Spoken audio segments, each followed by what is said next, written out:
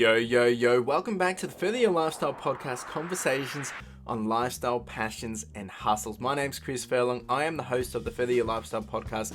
And once again, I'm super excited to introduce you to our guest for this week, and that is Ethan Rooshock. Now, Ethan, he's all passionate for business, for innovative ideas, and he's a numbers guy. He's an accountant by trade, and that's what he's done. And he's been in the business world for quite a while, small businesses, a few little side hustles and whatnot. And I think that's what I've loved so much about Ethan is that he has that business mindset, and he's, really curious about helping others grow, but also seeing what he can do to further his own business and grow as well. Now, in this episode, we dive into a lot of things. We talk about, finding your groove, and whether it's with passion and skills, but also working for yourself and following the journey one step at a time. But I think the key thing that I loved about this whole episode was we talk about, what does it actually take to make this happen? And it is a really down-to-earth conversation because he's 2 years into his business, and that's his accounting business, and he's making things happen. But at the same time, he's also helping others make it happen. And I think that's what I love so much about this, because it's that down-to-earth conversation, and it's just a nice reflection to show that any of us are capable of making this happen. Now, of course, if you're someone that is thinking about starting a business, or maybe you've got a hobby which has some potential to really get into some of that money, well, this episode's probably really, really good for you, because he is an accountant, he brings that expertise, but he's also doing the same thing and building out his business. And so Ethan being the perfect person to listen to, chat to, and have a conversation with, because he is doing exactly that in building a business. Now, we are on YouTube, we are on Spotify, we are on Apple Podcasts. So however you enjoy listening or watching, get comfortable, grab a cup of tea, cup of coffee. You do not want to miss this one, because perfect timing. We're at the end of FY21, and being an accountant, it's tax time. There's a lot of nuggets in this episode, and it's probably worth your while to stick around to the end for maybe some bonus extras as well. So let's get into it. Welcome, Ethan, to the Further Your Lifestyle podcast, mate. It's so great to have you here. How are you doing today? Yeah, no, I'm good, thanks. I'm really glad to be here. It's exciting to be on a podcast. So, this is your first one? I think it might be actually. Oh, I've wow. done a few, chats and bits and pieces, but I think this will be my first guest on a podcast. So that's really cool. Oh, well, so happy to have you as the first guest for a podcast, mate. It's a great opportunity, and it's always exciting to be able to talk to like-minded people. And I'm honored to have you as a guest, right? Because you're doing exciting things, and that's what we're here to chat about. So let's hear about you, man. Who are you? What are you all about? And let the audience know about you. Yeah. So I suppose first and foremost, I'm a business operator. I'd say, I do more than just own a business. I operate it. So I run an accounting business, Rooshock Accounting, and I suppose that's me, and that's my goal of running that.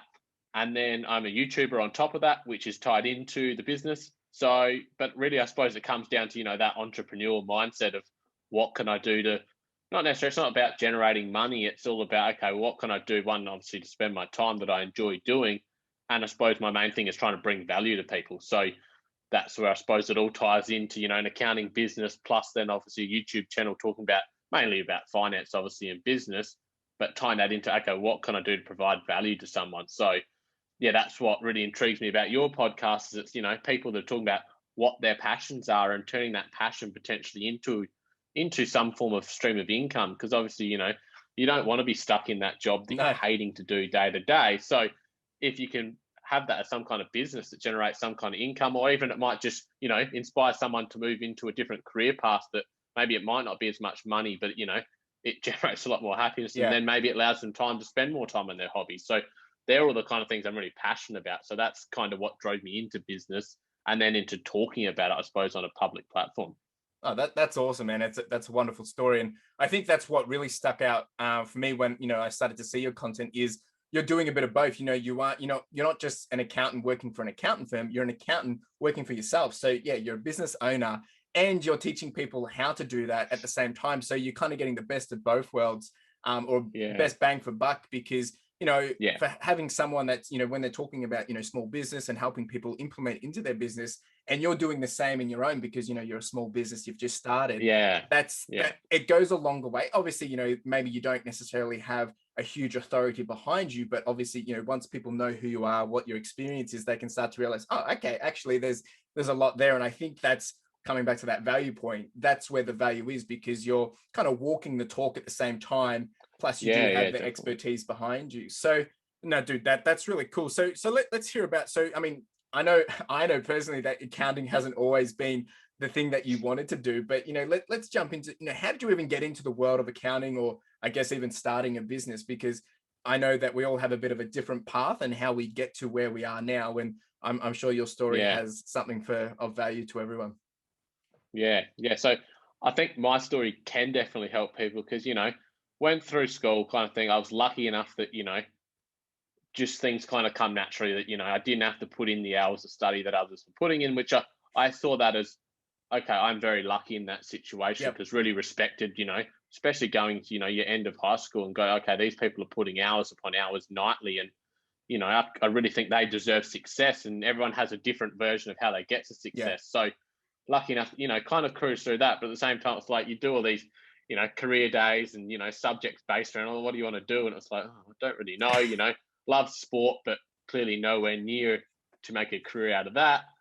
And it was like, okay, then I suppose you start thinking, okay, what am I good at? And I was good with numbers, always did well in maths and all that kind of stuff, and but still didn't really know, oh, well, is there a career in that? Do I turn that into a career kind of thing? And finished year 12 was like, oh no, not doing uni, like not interested in that. Yeah. And then kind of look at, I suppose, oh well, I want to, get into full-time employment, but there wasn't really anything that was sticking out. And, if anything, it was probably my dad going, oh, why don't you do accounting? That's numbers. And, most people know accounting from, oh, you get a tax return done each year. So that was kind of where my dad's knowledge of, Yeah. oh, well, go into that. Everyone needs a tax return done. There's plenty of work in that. So was lucky enough that I kind of got offered a job where I was working and studying at the same time. So next thing I found myself applying for uni, a week or two out from the due dates and enrolled in a course. So that's kind of how I got into the accounting Okay. thing. But I suppose on the side of that is without really knowing it and not understanding at that age, I always kind of had a passion for business, but probably didn't even understand what business was at that, even younger, Yeah. at home, going, oh, what can I sell to my family? Can I rent out stuff, rent out our DVD collection to, family members? And then suddenly that kind of looking up, suddenly I'm learning about point of sale systems at probably 13 years old, not really understanding what they were, but, all these different and thinking, oh, I wish mum and dad owned a video rental store because, that was kind of the thing at, Yeah. my era. It's like you went to Blockbuster and you hired thing. I thought, oh, this makes sense because started without, really thinking about business, but going, oh, well, here I've got a product, I've got a DVD, I rent that out and I get that back, like, and I've Yeah. got money for it. And I've still got that product that I can rent to someone else and keep making money off the same thing. And then, at the end, I could sell that. So I suppose without even really thinking about business, was always thinking about business. So Okay. then obviously started working for someone, and then that's obviously it went from there of what happened next. So Okay. I mean, there's a lot to unpack there. And I love that story around the yeah, blockbuster thing, because, when we think about our childhood memories or the things that inspired us, and, obviously there's that nostalgia period of, as a kid, seeing how the world operates and then putting it into our own yeah, perspective or lens. And it's a great one because, you think about it now and how much that, has rapidly evolved. But it's always mm, exciting to come back to think about those early days of when we started to really take, I guess, a thought or an understanding of money and yeah, how it operates. I mean, I remember selling Yu-Gi-Oh cards on eBay and buying them off friends, and then, trying to flip them yeah, really high prices. And, yeah, it's always weird because you never really know what helps you click at that. You just all of a sudden you see, like, oh, I can actually get money for this, right? And, the yeah, concept of money when you're young, you think $20 is like, this is it. I'm a millionaire. mm, But like it's very exciting. And no, your journey is really encouraging, dude. And I think that's some awesome experience that you've just shared, because we don't know what we want, and we don't know where we want to necessarily be. There is the cliche that when I grow up I want to be policeman, when you're a kid. And then as you start to get yeah, into yeah, it, you realize, well, get an understanding of the world, you get an understanding of everything, and then you start to make those decisions, whether it's based on influence from parents or friends or whoever it is that your inspiration is. And it can be easier said than done to to really just know what you want to do until you really get your hands dirty. And you yeah, mentioned that definitely. you were obviously you were able to get a job. And I think when we previously discussed that was actually getting an accountant job while you were studying at uni, wasn't it? Yeah, yeah. So it was almost like the study was second thought. It was, oh, I've got a job. Oh, well, I'm going to become an accountant. Okay, well, I obviously need to study something in that. So yeah, that kind of going, okay, well, now I've fallen into this job. And I suppose within probably 6 months of doing that job is one, I mean, I didn't really know anything about accounting at all. Obviously, 18, you didn't do it. And my Yeah. school wasn't offering that as a subject. I know some offer it later on. So really had no idea what it really entailed, kind of thought, oh, people do this tax return, probably didn't really understand what tax was at all. And then kind of discovered the world of business accounting. And suddenly it was like within 6 months, I think that probably made me realize one, oh, well, I've been thinking business, and that example you used of Yu-Gi-Oh cards and stuff like that. Like I was doing all that stuff, you're collecting and then, collecting stuff that was coming out of chip packets, thinking, oh, well, if I've got a whole set, maybe that might be worth more than what, Yeah. these individual pieces are. And suddenly within 6 months of working, going, oh, hang on, business is what I really love beyond, you mean being an accountant, whatever. It was okay, I love business and therefore accountants work with business. And suddenly I Yeah. go, hang on, well, let's combine all that and, the future plan. And suddenly it realized quickly that, okay, well, this is my skill set is going to be accounting. Why not start an accounting business and then help lots of business owners? Yeah. Okay. So yeah, that's what I was kind of going to ask you was at what point did you realize, well, how long had you been working in an accounting business for? And then at what point did you realize, or what made you actually then click to think, well, why don't you do it for yourself? Because that in itself can be quite scary. But obviously you must have, gotten comfortable, or you must have been in a position where you think, well, you can do this for yourself, so you may as do it. Like, how did that all happen? Yeah. Yeah. So I'd say probably 6 to 12 months is that, coming in and, in a very much a trainee position almost, it was like, okay, well, you're not going to start doing, in-depth client work as such. So it was kind of like throw me here, throw me there, do a bit of everything. Yeah. And suddenly I started to kind of start getting a little bit of an understanding, okay, what's in behind the scenes of how an accounting business works. And okay, well, maybe I should start picking up knowledge in that. The technical accounting skills will come over time with, Mm. that's going to be experience of, oh, is this claimable? Is it not? Or how does this work for business? And, through my study and that'll happen. But a lot of accountants don't ever pick up the how an accounting business runs, Yeah. And I figured, okay, well, if I can understand the behind the scenes of one industry, well, then just in general, that's going to help me, deal with a client. And they're talking about, oh, my admin team's doing this and that. And do you mean what's the cost of that? And I have a bit of an understanding of, well, how does the actual business run beyond just, Yeah. the number side of it. So, and then started to realize, oh, hang on, I really enjoy this, analyzing a client base and working out, fee structures and stuff like that, and started to kind of pick up that knowledge really quick. And that was when we go, well, okay, well, let's just start to build that knowledge, maybe not then and there. It was like there wasn't an exact plan of, how this is all going to play out. Because Yeah. obviously, at that stage, I still had 3 years of study to go. And it's such a trust industry. So there wasn't an exact plan of how that was going to work. But it was like, okay, well, let's just build knowledge on how businesses run Right.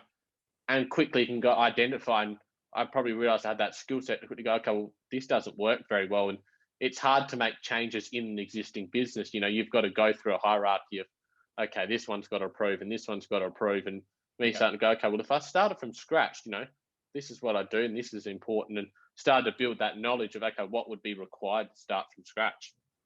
Okay.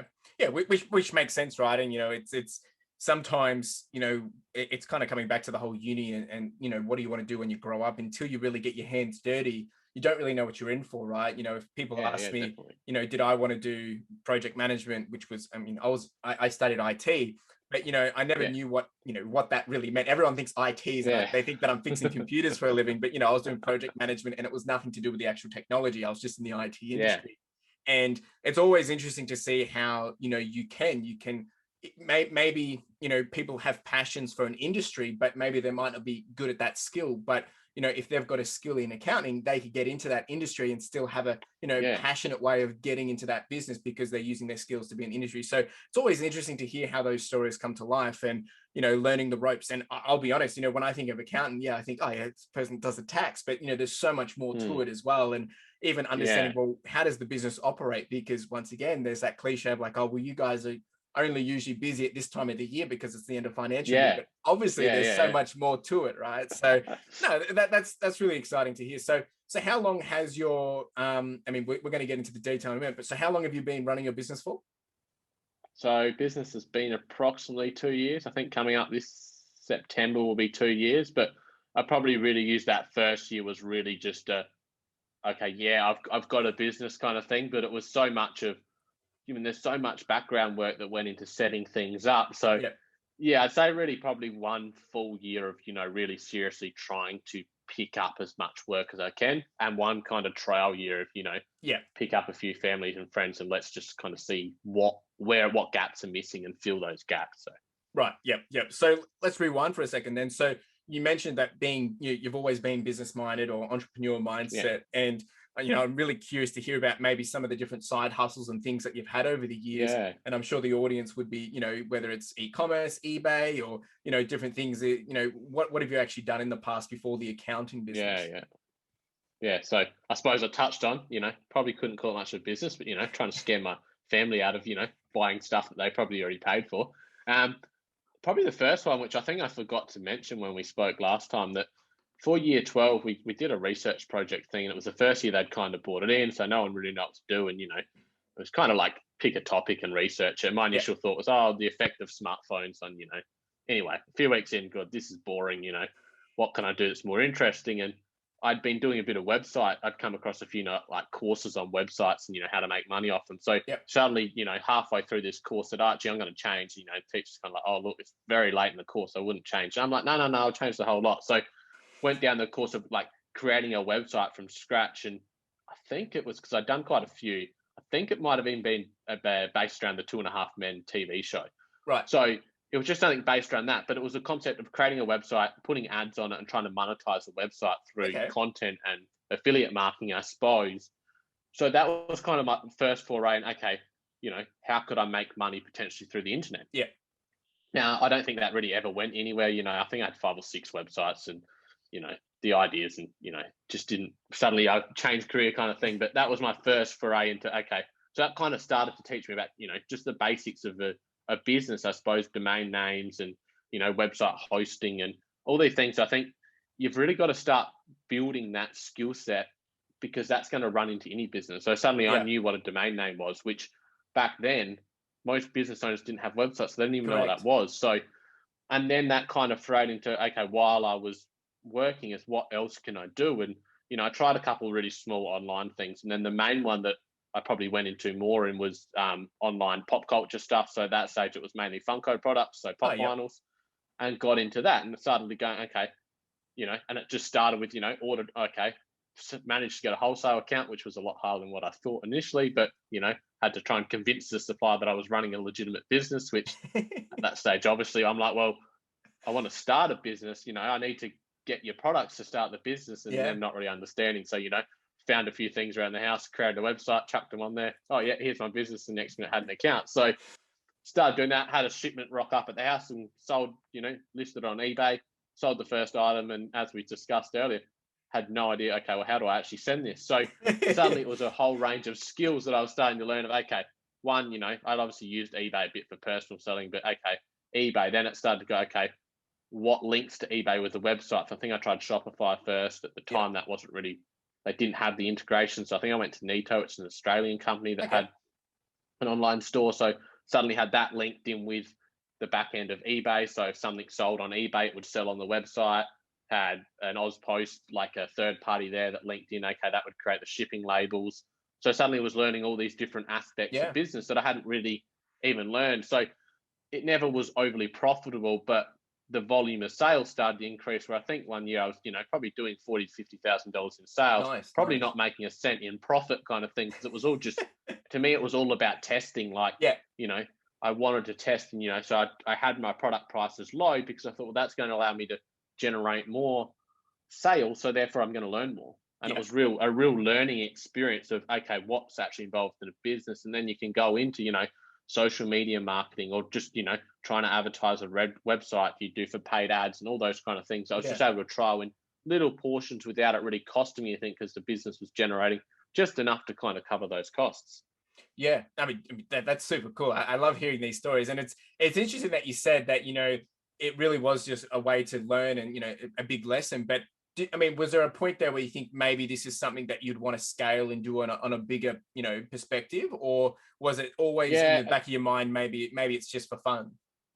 there was definitely like, I love all that kind of stuff. I'm into all the pop culture stuff. So it started off as, okay, this is really cool. Let's try and have an understanding of, okay, order some DC stuff, order some Marvel stuff, order, Star Wars had just relaunched them back in, I think 2017. No, it would have been earlier than that, 2015 or whatever, when the first new movie come out. So, and at that stage, I was got, I don't really know how this will, and suddenly that was taking off. So was really learning that and obviously enjoying all that stuff. I love placing orders, love getting all this new, stock come in that you'd ideally want to keep all for yourself, but really love that.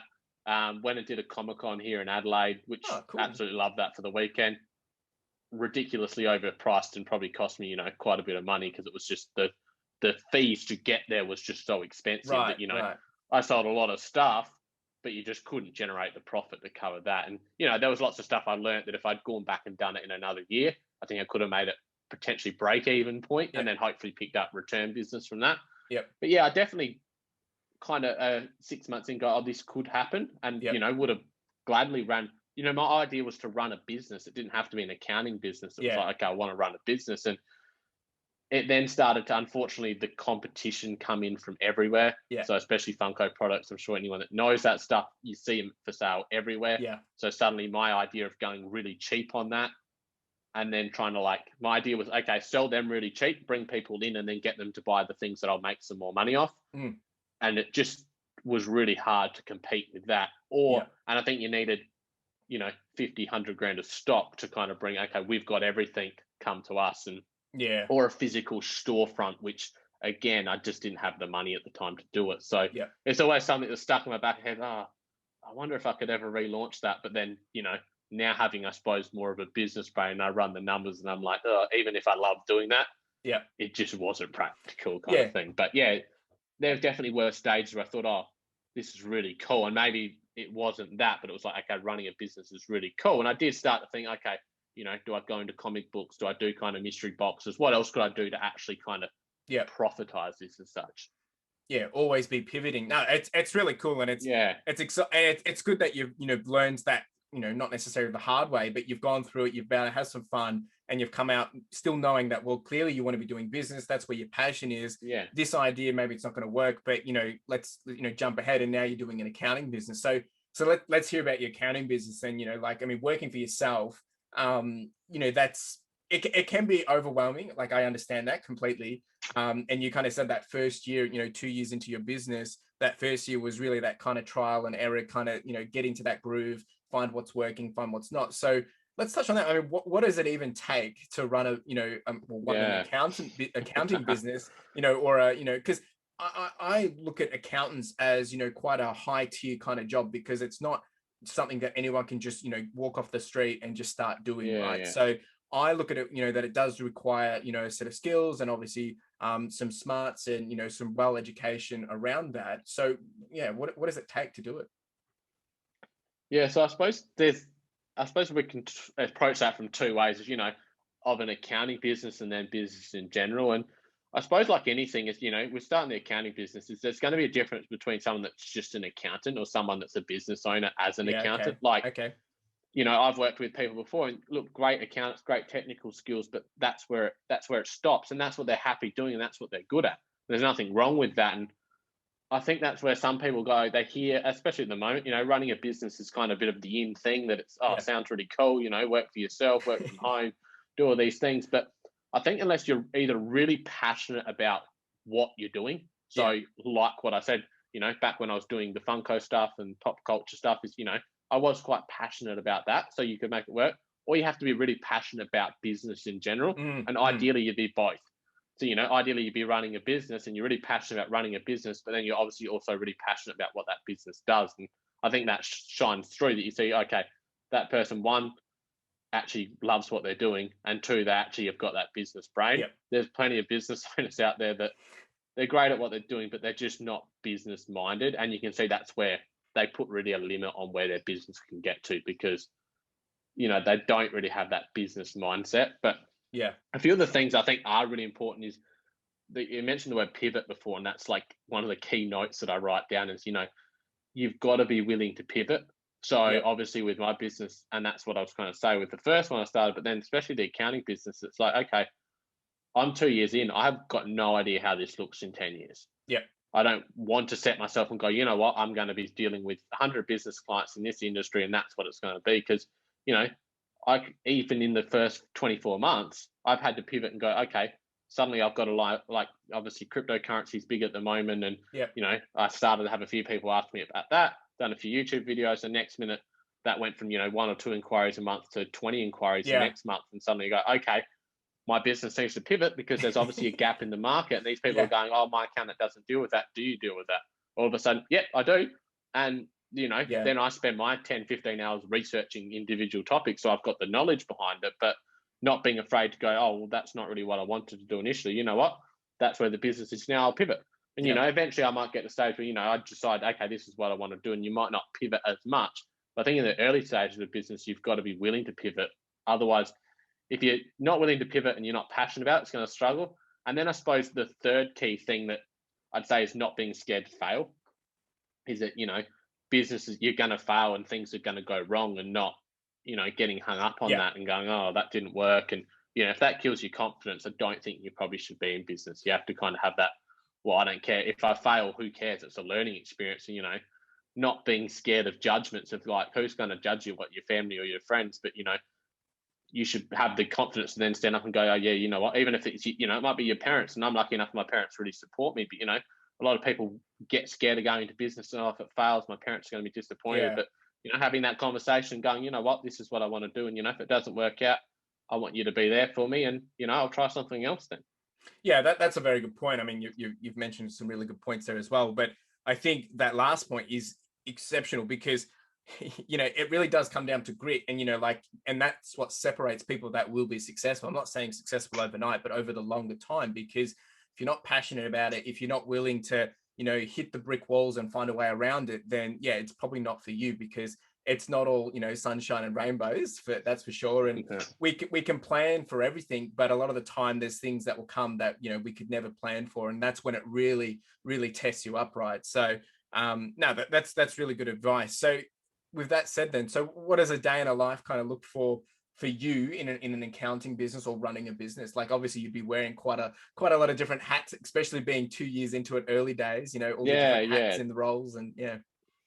No, definitely. I mean, at the moment, I'm based from home, so everything I do is from home. So that flexibility is great, but it's also probably the biggest challenge. You haven't got someone there going, you need to be at this meeting at 7:30 in the morning. So it's like, oh, well, especially winter time. It's like, well, why don't I just stay in bed for an extra half an hour? Like, or what I find, especially in those first few years, and I think this would be for any business, is that business, when you've got meetings or you've got things that you have to do, is easy, because you go, okay, I've got a calendar full, I've got 10 half an hour meetings, that's going to fill half my day. The person's going to be in front of me, we're going to do the meeting, it's going to get done, I'm going to go into the next one. And, if you're selling retail, you're like, okay, I've got 10 orders, they've got to go out by tomorrow, I have to do it. So business with deadlines is easy. It's the other stuff, the business growth stuff and the behind the scenes stuff, that's harder to keep yourself motivated for. And I think that's where people slip, that, especially in, times where maybe I'm not as busy with client work. I still want to be, doing my 40 hours a week kind of thing. And that might be 25 hours of, business growth things of, okay, have I got a procedure in place for that? Or do I need to be, doing the YouTube video? Or do I need to be, is the website up to scratch? Or is there marketing I need to do? Or those kind of things of, okay, scheduling work for the next year, and all those things that maybe haven't got a set deadline to them. And that's probably the biggest thing, that sometimes my day, coming back to the question of, what does a day look like? Well, a day can look like full meetings. And, as we go into July, I'll have days where I'm like, okay, I've got, 10 tax returns to do, and I've got 5 to fill in between those times. And that's what it's going to be that. And then, some days like today, for instance, I've got a little bit of client work, but a lot of it is going to be planning for the next few months. So that runs smoothly. Right. So your day is going to be flexible, but that's the biggest risk in flexibility is, okay, well, do I just go, oh, that's not due, or that's not important, I'm just not going to do it and procrastinate? No, that's a very good point. And I think it comes back to, there's a lot of books that talk about it, working in your business and working on your business. And I think a lot of people starting their business, we get into that challenge of, working in it, and you're doing all the stuff, the day-to-day, the sales or whatever, working with the clients, but it's working on the business, which is so much more crucial, because if you're not dedicating time to that, well, your business isn't going to grow. You could have, 10 clients and that's great, but you're only going to have 10 clients unless, you're doing that marketing, that growth, that planning. And would you be able to say off the top of your head what percentage of your time is on versus in? I'd say it's going to vary a little bit on the time of the year, but Yep. I'd probably say like 50-50. Okay. Like, and that's an honest, Yep. and with my plan is, I'd like to get that to 1090 where I'm all working on the business. Yeah, And, of course. eventually, if the business scales, I can have people doing, Yeah. that day-to-day grinding of the client work. And then I jump into, do the higher end advice and the business running because, I'm more so passionate about running a business than I am even about the actual technical stuff. So, Yeah. and I think that's where people get caught up is that, especially when they start a business, if they're lucky enough that they start and they're busy, they start, it's just working in the business and they're just trying to pump work out and stuff like that. But, that's not how I started. I started completely from scratch. So it's like, okay, I need to work on this business and Yeah. how do I grow it? And then, the work is, okay, that also needs to get done as well. So it's that real balance. And I'd say that 50-50 split now. At times it's going to be 60-30, 60-40, sorry, Yeah. where I'm going to be doing, especially in July and August, it's going to be a lot of, pumping out work. Yeah. But then nothing wrong with pivoting and going back to, okay, you know what, this week I'm not doing any client work. It's going to be 100% working on the business and, Yeah. putting a plan in place maybe. So you've got to be willing to pivot. And I mean, obviously mine's a numbers based business and that's me. So I track, ridiculous amount of stuff. So I'm kind of even tracking that on the business, a split Yep. between, what's marketing work, what's sales work, what's admin work. So I'm having an understanding of, okay, what am I doing? And, where eventually will I need help? If I'm doing 20 hours of admin a week, okay, well, why don't I put someone else on there so I can do something else? So Yeah. having an onion, it comes and there's a lot of things to talk about, but, auditing your time and having a bit of an idea of what you're actually doing and then identifying, okay, am I doing too much or something or not enough, or do I need help in a particular area?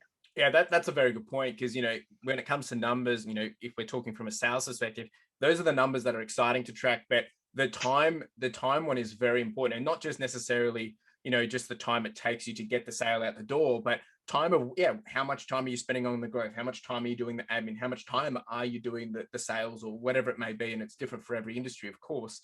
But Yeah, it's a very key thing, and I think it really is that challenge because a lot of the time we sometimes we just want to start and you get into it and you're learning from bottom up and you don't really realize, well, where am I meant to be going? What am I meant to be doing? And you said it at the start of this, when we started talking about working for yourself is, you don't necessarily have a calendar directing you what to do. You don't have anyone telling you what you yeah, need to do. You're the one that has to, tread the path, set the expectation, yeah, and you're in control, which is powerful and really, really good. And I think that's what it's all about, having that lifestyle and flexibility. But sometimes we get in the trap of, taking it for granted because like, oh yeah, I can do that later, I'll do this. But then all of a sudden everything's at the yeah. same time. So I can appreciate, what that's like. So some really good advice there. So, maybe with that in mind, what's been like a moment of, maybe a moment of doubt versus, one of the biggest, key winning moments that you've done in the last couple of years? Because obviously starting from Yeah, scratch, there's the highs and lows, and I'd love to hear maybe the biggest doubt or yeah, yeah. the biggest win. I suppose for me is that the doubts I try to kind of ride through them really easily because I'm 100% confident in what I'm doing and that it will work. And I think you have to be. If you're Yep. running a business and you've got doubts over whether it's going to even work, that's when you're going to struggle. So I'm 100% confident in my ability to eventually make this Yeah. where I want it to get to. But I think in saying that, and there's so many people that go, I say you can't have any doubts, but I'm like, I definitely have frustrations. Like, Yeah.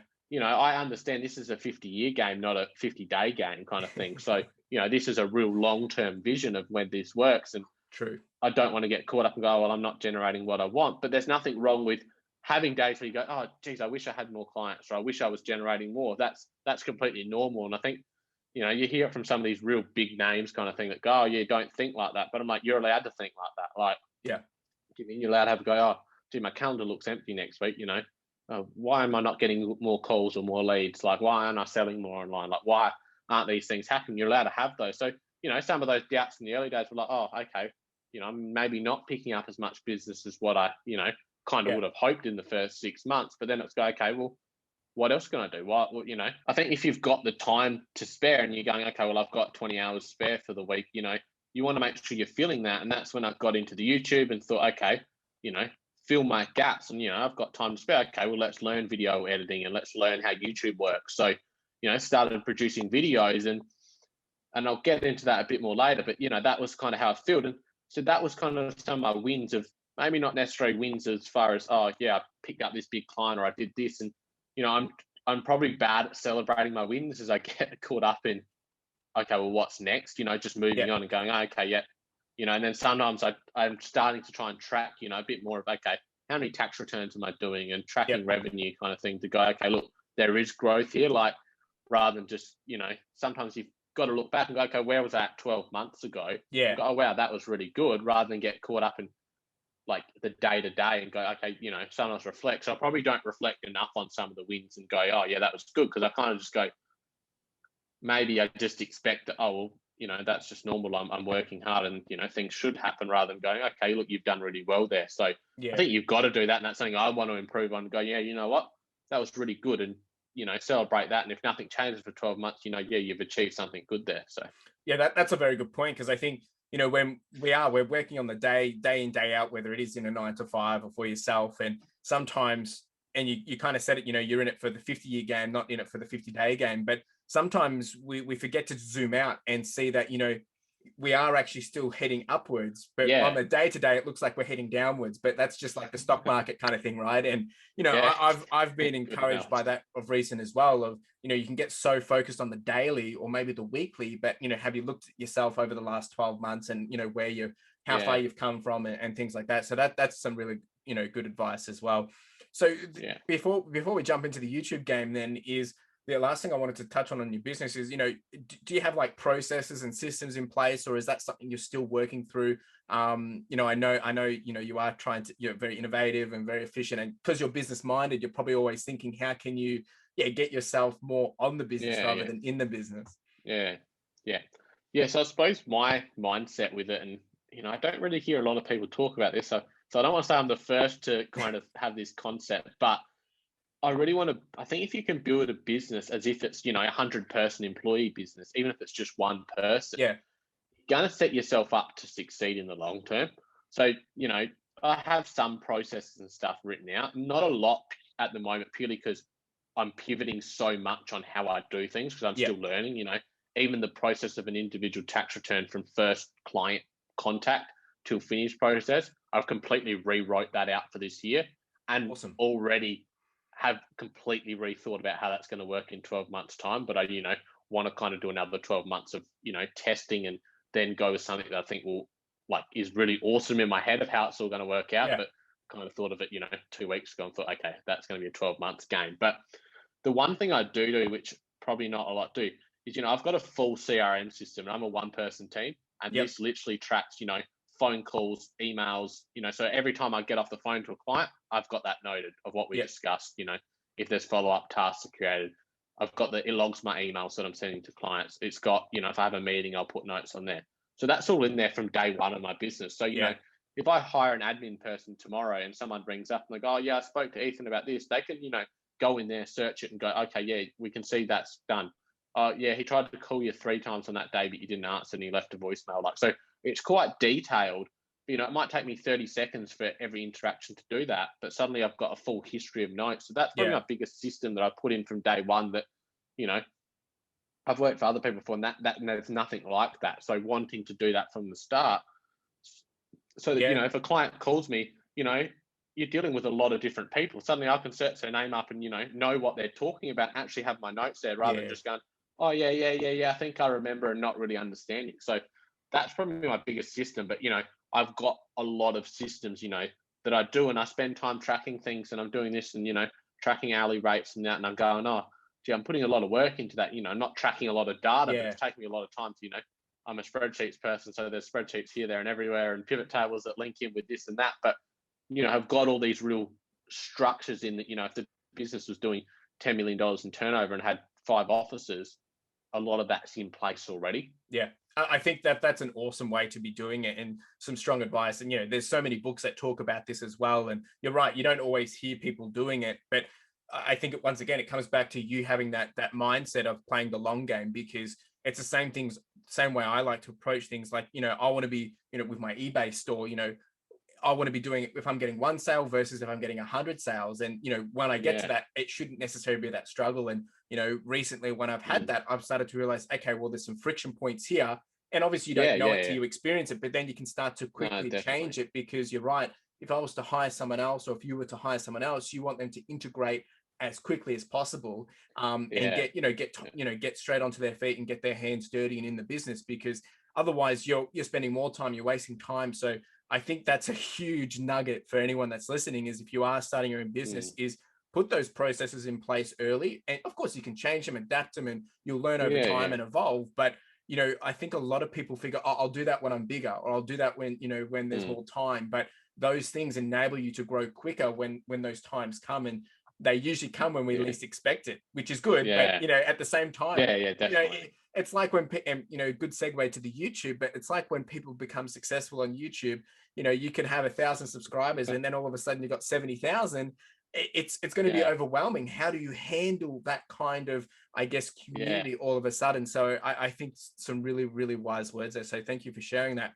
And then, yeah, yeah. jumping Just straight one into the, thing on that yeah, with like numbers wise is that, I've seen plenty of people that do a business and it's just them, and they scale up and they go, I need more people, and they're suddenly a 5-man team, and their profit figure is the same or potentially less. And I'm like, well, why are you doing all this extra work? Why do $1 million of turnover if you can do 100,000 to make the same amount of profit? So yeah, if you've got those things in place, because growth is the biggest probably um, potential for failure. yeah. And as you scale, you might get to 3 people and go, "Oh, hang on, this CRM system doesn't work. We need to adjust and pivot there." But yeah, put those things in place for anything, and it will at least allow you to be in a better position to navigate those difficulties during growth than exploding overnight and going, throw your hands up and go, I can't do this, and then end up in a worse position. It's so true. I think there's this mentality that growth is like, it's really nice, it's really good, which it is good. Growth is awesome, but it doesn't come sweet. It's not like it's the icing on top. It's going to come rough and tough, and it's going to hurt, because you're going to have to work harder, because all of a sudden there's more to Yeah, do. And you're right, yeah, to make that, as you transition into that, to make that as smooth as possible, as early as possible. Well, man, yeah, you won't necessarily be taken away from, maximizing on that opportunity of growth. So once again, yeah, really good advice. I really do appreciate you sharing that. So the YouTube, man, you mentioned you started to build out your YouTube when you had a bit more downtime, and I've been yeah, over on your YouTube, and I know I love watching your live streams and having that interaction with the community, just because you're getting that. I guess it's almost like free advice kind of thing, especially coming from an yeah, accountant. And so let's hear about the YouTube, and what's it like building an online presence, and then yeah. what's really your whole the whole plan there, and what do you want to see? Yeah. So first of all, I'd say it's probably like the best decision I've made in my whole personal and career Okay. growth of business. So, you know, for anyone that's, considering it, like go and do it. And it doesn't matter if it's, like mine is like a complement to my business. And, one day it might end up being the other way that, the business is Mm, just a side hustle of the YouTube channel. I don't know how these things progress, but it doesn't have to be educational, if you enjoy gaming or you enjoy running or something like that, there's nothing, everything can be a YouTube channel, and every YouTube channel can be a business. that's So right. that's kind of, my overall thinking of it. But yeah, it was kind of like, okay, what can I do? I've got the spare time. And then I started to go, okay, clients ask me the same questions all over. I Mm, get the same questions all the time. So my first ever video, which, go and check it out on my channel, because it is woeful as far as it comes to lighting and camera and all that. It was, at the time I'd broken my leg. So I was sitting at home going, I've got all this time. I can't do a lot, chuck the GoPro up and record this video, sitting at my computer desk. And, it was really poor quality, but it was like the content itself was still fine. yeah. Obviously it could be tweaked and stuff like that. And, I didn't know how to record or edit or anything. So it was kind of all plugged together. I think I recorded 6, 2-minute things and then merged them all together. But it was just, get started. And it was like, and then suddenly, after a few videos, I realized, well, hang on, a lot of accountants, and we've done our study and we got this knowledge, but certainly don't want to give away anything for nothing. Yeah. In my business, I don't charge for phone calls and emails. That's factored in obviously to my pricing, but if a business client calls me, I don't want them to not call me and then make a decision because, I didn't want to pick up the phone. It's going to cost me $150. So that's not how I wanted to. So therefore, people don't want to give away anything for free. And I'm like, I don't care. I'll give away all my knowledge for free. Yeah. On a general basis, I'm doing a video of, how to start a business or how does a Yeah. tax implications of this work. What I'm talking about is general. And quickly people go, okay, this guy must have knowledge. I want to get, the specific advice to me Yeah. personally, and I'm willing to pay for that. So that was kind of my idea. You know what?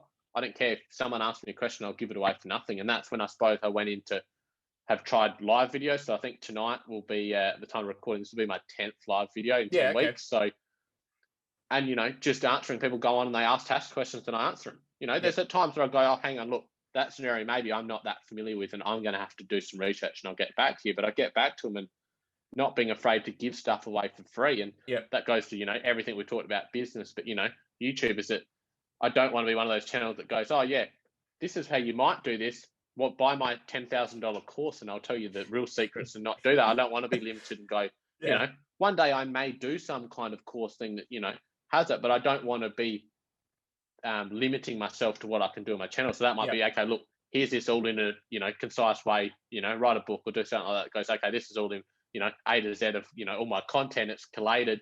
If you want to support me, buy it, but don't feel like I'm not going to keep giving value away for free. So that was really the concept of, giving value away and, wanting to make the videos useful for people. But and I spoke to you about this last time, I don't want to limit myself and go, oh, at the moment I've got some crypto tax videos that have done well on my channel, but I don't want to limit myself and that's all I want to do. I just want to make videos I enjoy making. Yeah. And I think anyone that wants to start a channel, go out and make, obviously have some kind of topic area. You don't want to be doing a gaming video one week and you singing the next week and then a video on tax. You'll kind of want to have a broad topic, but mine is financial, business and tax kind of thing, but I've done bits and pieces of everything and working what works well. And, in 6 months time, I might go, you know what, this works really well for my channel and that's all I want to do, but not getting caught up and go, okay, my analytics show this works well, so I'm just going to do this another 50 times. Just being, make videos you want to do, but make sure they're valuable to your audience. Yeah.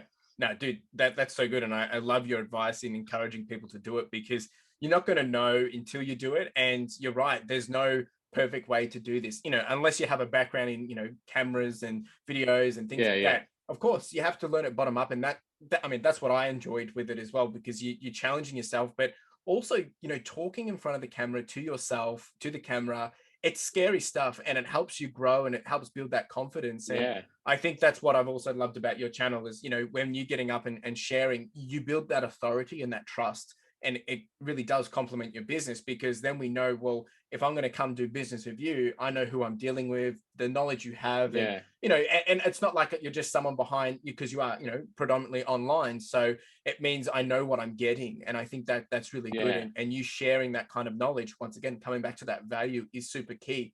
So, so how long is your YouTube? How long have you had your YouTube for?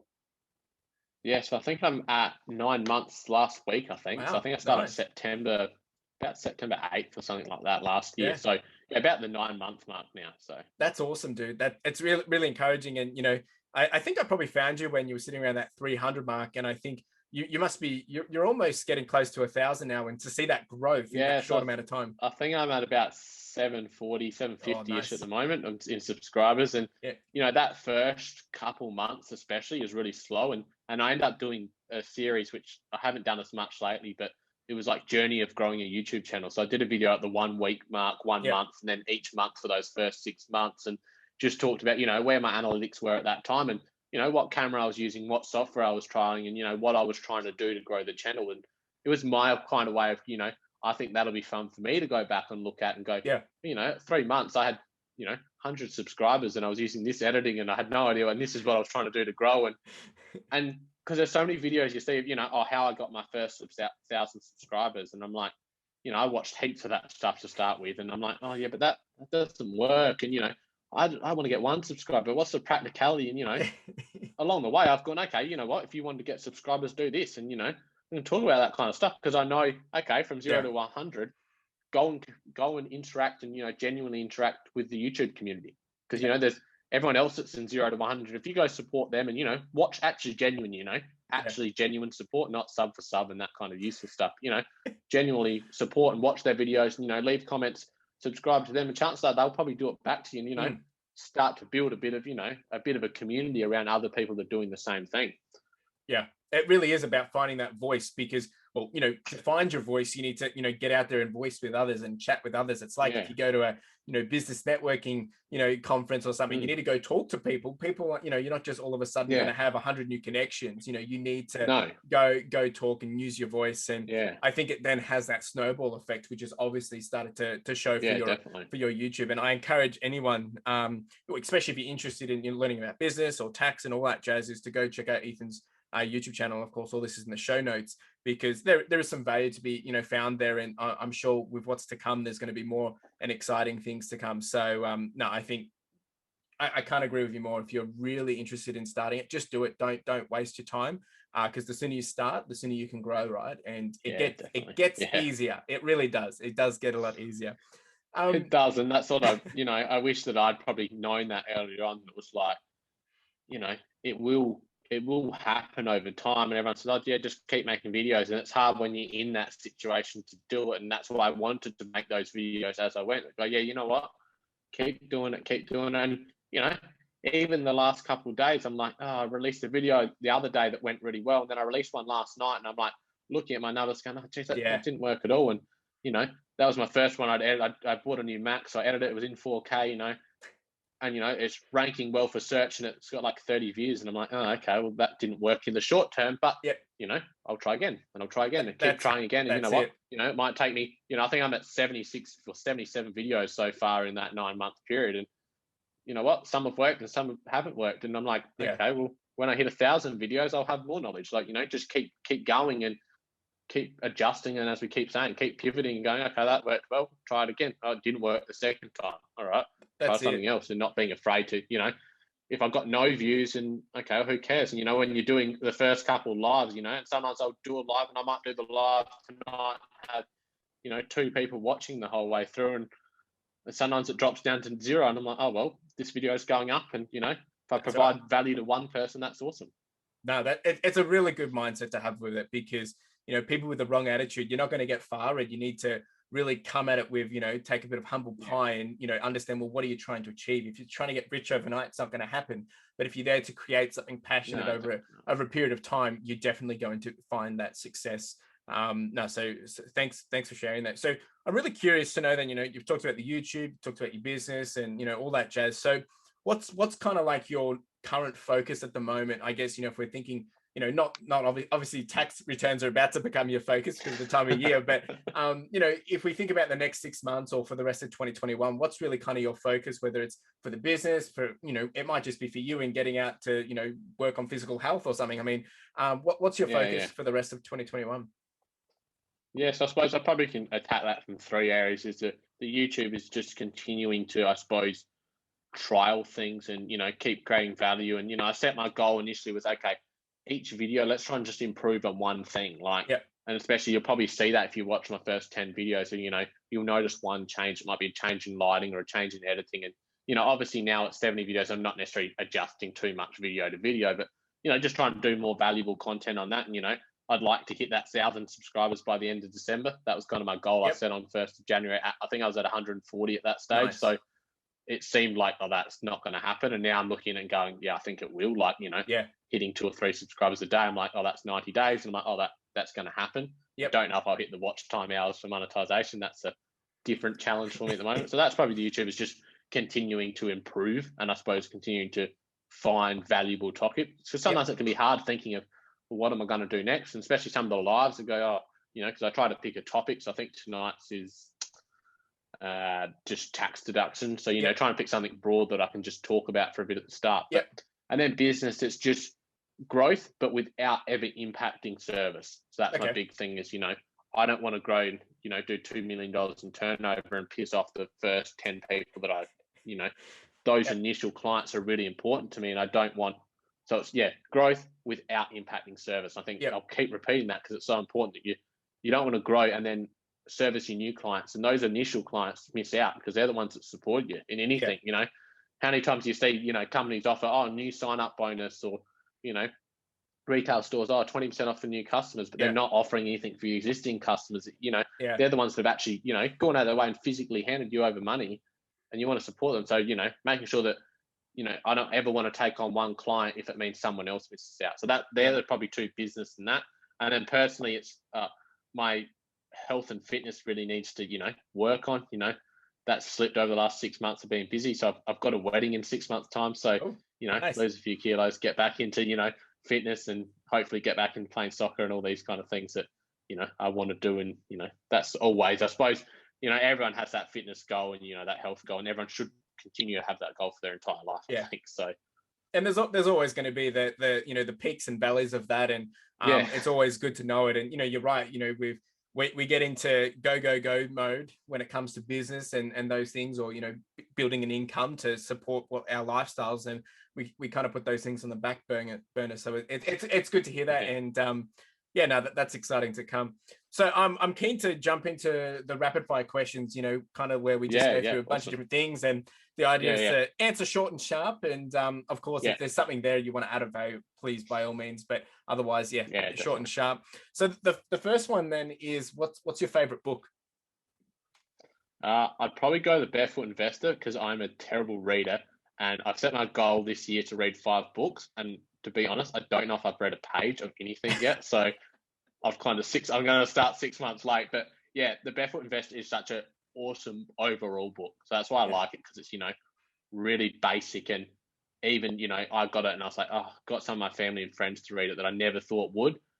And I can see it's literally like, because I've been onto them for ages about budgeting or just yeah, improving their finance, and sometimes it takes an external person. So I've seen some of them really change their mindset and money and really improve their that's life. So awesome. yeah, that's a really basic book that I think really applies to even someone like me that's obviously got a Yeah, finance knowledge. I picked up things from it because it's written in a basic way. So yeah. it's nothing groundbreaking to say that, oh wow, this is an amazing concept, but it's written in a simple way. So yeah, as someone that's not a good reader and wants to be a better reader, that's what I'd go with. Yeah, no, I agree with you. That book has done wonders, and it's crazy how we can, with fresh perspective, or dumbing it down, how you realize, oh my gosh, how did I not realize this earlier? But no, that's a really good Yeah. one. The next one is biggest lesson in life. If you had to, list one. Just start on stuff. Like, if you make a start, you're better off to, my business, obviously I couldn't have started, without obviously doing the uni and getting, Yep, you have to have so much experience to get things. But, if it's a business I could have started 18, I would have. Like, make a start. You learn so much by starting. Like my YouTube channel is, I wish I had started it, years ago, because, yeah, I thought about doing YouTube channels back when I was doing the pop culture stuff, and it was like, oh, could have done a game review or movie reviews, something like, just make a start on it, because you can't learn until you start. So that's true. definitely on anything in life, just give it a shot. Like the worst that's going to happen is you fail, and then you go do something else. Yeah, Like nothing wrong with it. very true, very true. Three things that you like to do outside of business. So, like three things you like to do in your free time. Um, I like sport. Like that's my biggest thing. Playing sport a lot younger. Stopped at times, because life gets busy. But watching sport, I watch way too much sport. Probably if you ask my partner. So yeah, watching. Here in SA, it's obviously AFL. That's probably my big thing, and then soccer, which yeah, Liverpool fan, and it's really difficult being a soccer fan in Australia, Yeah, because I'm actually quite enjoying the off season at the moment, because it means I'm not getting up at 3 a.m. on a Monday morning to watch a game and then going back to bed. So yeah, that's where I spend a lot of my time. And then I suppose it's you know I like to go out and do things, movies, mini golf, all those kind of things. I like going out for food just because it's an outing. Like yep, COVID really sucked for those kind of things, because yeah, it's like I just enjoy getting, especially working from home. It's like every night I'm like, oh that's well, true. let's go out for tea or go to the movies or something.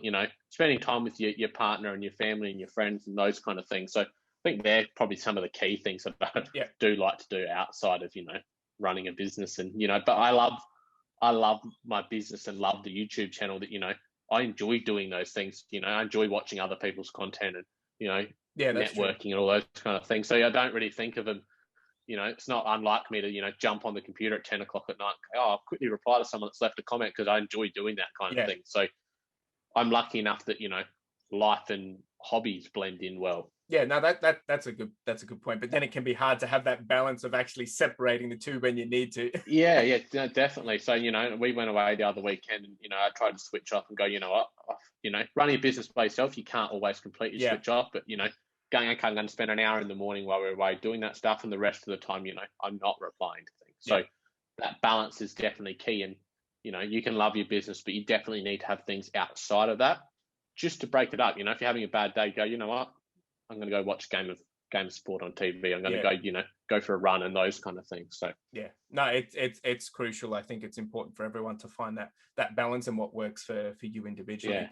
The next one is, and I know you're, you know, obviously you're a big fan of pop culture and whatnot. So what would be, and pick one, and I want to make sure it's one, so it's tough. Is favorite franchise if you had to choose, like, you know, pop culture franchise? Yeah. Well, it would have to be DC or Marvel. I'll go DC purely because I'm probably a big Batman fan, and, you know, the Dark Knight movies, I've watched that plenty of times over and over. So that would definitely be the path I'd go down. I'd go DC. Yeah, it's always and tough I like with the these DC decisions. TV shows, and yeah, so that's probably where I'd go. I wasn't a huge What funny is that as a kid, I was, you know, more Yu-Gi-Oh, Pokemon, never into your superhero stuff. As I've got older, I've, like, you know, especially I suppose the Marvel movies coming out. Yeah. I suppose that all started with the whole Dark Knight almost becoming so, you know, everyone had watched it kind of thing. And that was really what got me into it. So people probably think, oh yeah, you've been into Batman and that kind of stuff from a young age, but never probably was then. And yeah, that kind of, so I'd go DC, but it's a pretty tough one between that and Marvel. So yeah, for someone that loves pop culture, it would be very hard. That's why I had to force it. What was a childhood dream that you had, you know, that you would remember, like, you know, something that you aspired to be, or, you know, when you're 5 and you thought that this is how your life was going to turn out? Is there anything like that you can remember? Yeah, I mean, ideally, probably like a lot of young boys and girls, that, you know, I wish I could be a famous sports player, and obviously that definitely wasn't ever going to happen, kind of thing. But beyond that, I suppose I remember, you know, you do those things of what are things you want to do when you get older, and I kind of had some basics of, you know, what I thought was having your life together at a young age, with, you know, buy a house and have a car and get married and have kids, you know, all those really basic things that, you know, they're all things I still do want to do, and I've started to tick some of those off. You know, I bought a house, and, you know, hopefully, assuming everything goes as planned, I'll be getting married in January next year, assuming COVID doesn't keep sticking around. But I've also, as I've got older, gone, okay, you know, not everyone needs to have those. You know, what you thought you wanted to do at 5 doesn't mean that's what you need to do at 25. True. Like, you know, if you go, you know what, I never want to get married, or I never want to have kids, like, that's not a bad thing either. And that's probably one of your biggest lessons you learn through life is, you know, and, you know, in 6 months' time, I might go, yeah, you know what, that's changed again. I want to do something different. Like, and that's why I said with the businesses, you know, those childhood goals are fun to reflect on, but also fun to show how much you've grown as a person over that time. That's true. And having that self-awareness and being bold in understanding that you need to, you know, maybe give something up and move on to the next thing. It's not easy to do, but, you know, being able to reflect through that process is important, because you don't have to be what you thought you were wanting to be when you were 5, because that doesn't dictate who you are. That's some really good insight. It's, you know, I think we all, you know, obviously our childhood, it brings a lot into who we are today. And I think, we can get captured or captivated by that and think that's what we're bound to do. And breaking free is easier said than done. The next one is, okay, you win $10,000. What are you going to do with it? Well, the responsible answer would be to put it towards my wedding, but I'm going to say it would probably just go on my YouTube channel. You know, as much as you can start a YouTube channel, and like I did, start with my GoPro, and then I actually just changed to my iPhone. Yep. I bought like a $50 ring light, so you can start it with nothing. You know, I've now gone and bought a Mac because my old computer was dying, and so I'd love to, you know, go and spend a few grand on a fancy camera and some lights and stuff like that, and, you know, just improve the quality of it. And then probably, if I had the money, would be then to go into someone that's much more graphically inclined than me, that can, you know, produce some better thumbnails and produce, you know, a bit of marketing work that I've got the knowledge in there, maybe not the time. So it'd probably be help within my business of, you know, improving my marketing, which obviously YouTube's a big part of that. Yeah, no, that's great, dude. It's been an absolute awesome session. You know, we've touched on so many different nuggets, and what I've loved so much is just, you know, hearing it from, you know, the mind of someone that is operating a business and building a business, and you know, what that journey is like, because it's always interesting hearing everyone's stories, or you hear about a lot of the success stories of the people that have been doing it for 10, 20 years, and it's all that hard work, Yeah, just keep doing it. And we get that, but hearing it from someone that's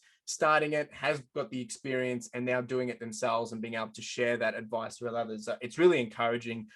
You're only young and you're doing amazing things, and kudos to you, dude, because I think a lot no, of I us can appreciate it. be encouraged by this, and I hope anyone that's listening is that you're encouraged by this, and to go check out what Ethan is doing and check out his socials, because there's plenty to learn from what he's already shared, and then I guarantee there's going to be plenty more to come. So what I want to give you a chance to do is, if there was one piece of advice that you would leave with the audience that they would take away from this session, what would that be? I suppose we spoke about it.